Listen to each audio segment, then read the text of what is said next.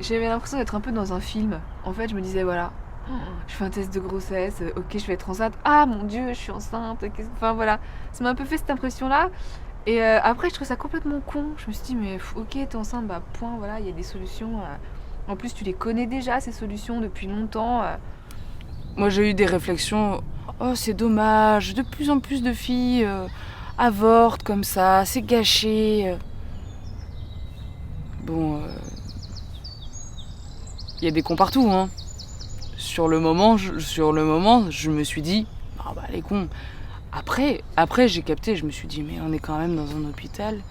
C'était assez hallucinant qu'il y ait des réactions comme ça. Je sais pas si vous avez essayé, mais taper IVG dans Google, c'est juste une catastrophe, quoi. La première référence, c'est ivg.net, où soi-disant vous avez un numéro vert, une ligne d'écoute. J'ai pas essayé d'appeler, hein, mais il y en a qui l'ont fait pour moi, et j'avais déjà des doutes en voyant le site.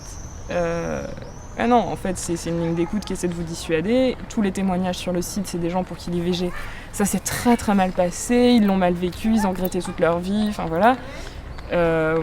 Mais c'est une ligne d'écoute neutre et bienveillante.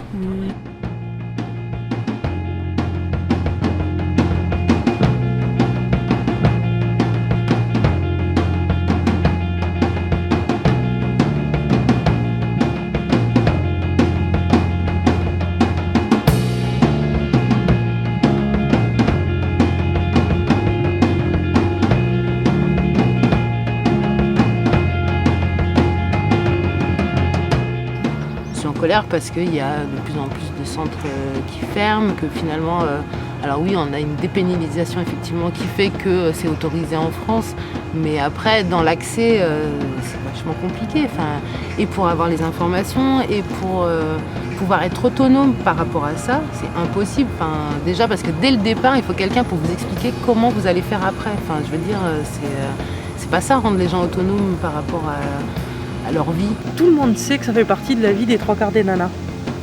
Mais mais c'est pas censé l'être. Donc à partir du moment où c'est pas censé l'être, il faut pas le dire, faut pas l'assumer, faut pas.